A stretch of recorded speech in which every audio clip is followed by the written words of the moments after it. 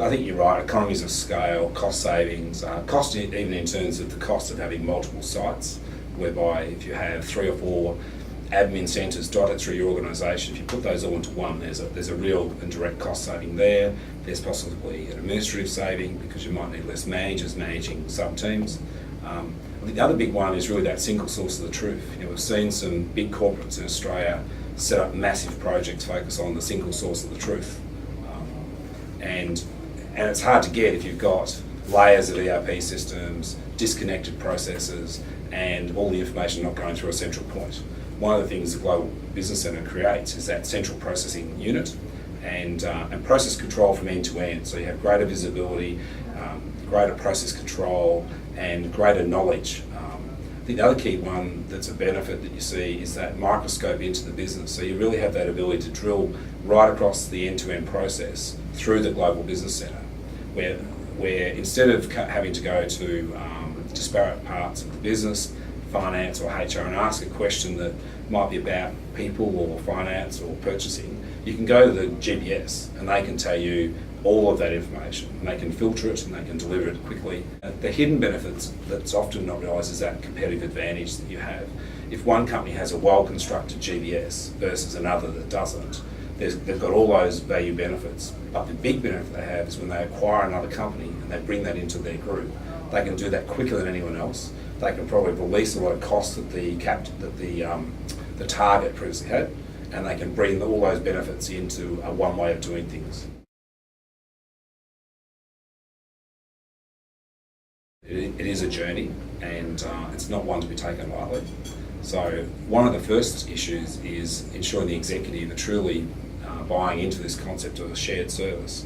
And in many cases, that's a shift from a current siloed approach, whereby they run their business in different units, to a model where routine, repeatable, standard transactions are all done by the shared service and maybe done a different way to the way they were done in the past. So one of the pitfalls is not having that alignment between the executive, the general management team, and right down through the business. And if that's tolerated, what I have seen is another pitfall that comes is the tolerance of we're different. And unfortunately, the we're different argument leads to a suboptimal outcome, and you end up with different business models being built through the one shared service, and you're managing by exception rather than by standard. So if you can break that gap and you can bring them all into one business model, you end up with a conclusion that actually we're more similar than different. See, having the design of the operating model is crucial.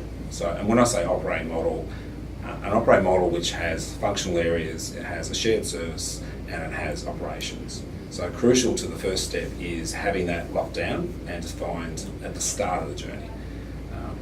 If you don't have that locked down, you haven't established the type of model you're going to have, what becomes unclear is what's the role of the shared service, what role does the finance team play, for example, and what role does commercial play out in the business.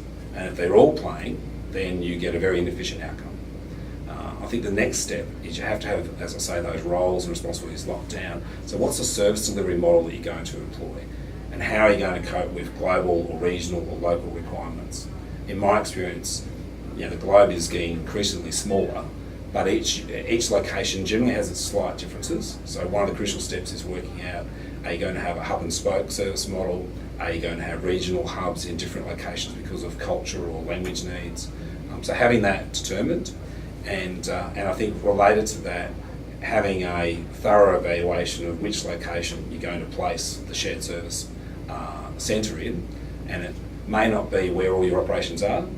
Some businesses would suggest it's best to separate the shared service from the operating locations so they don't have a captive mentality of the shared centre in their region. You need to be clear what services are you going to deploy through the shared service centre. One model might be it's just finance and payments, another might be that true multifunction shared service, or are you brave enough to follow the lead of some of the bigger corporates that have done it, which is the true end-to-end global process model, which shifts a lot of people away from that functional model where their experience is they're accountants and they work in the accounting team to they work in the purchase to pay cycle, potentially. The other critical step is then, having worked out the model and the location, what processes and roles and responsibilities will be set. Have you got new jobs defined? Have you got process maps laid out that clarify exactly where things come in and out of the shared service centre? And how are you going to deal with exceptions that arise, as they always do? So that's crucial in that journey. And the final one, I think we often hear people talk about what gets measured gets managed. So if you haven't established clear KPIs, clear service delivery requirements, clear deliverables, you'll be unsuccessful in proving A, you've delivered, or B, where you haven't delivered. So rule one of that is measure what matters. A lot of the innovation is needed around the accounting area, so turning that data we talked about earlier into valid information, so dashboards and blowing out information that's easily available to executives and managers in a quick manner and standard is an innovation that is lacking in a lot of businesses. I think the accounts payable process and smart technologies around that, and we know there's some vendors out there that deliver purchase to pay software that enables and speeds up that procurement process.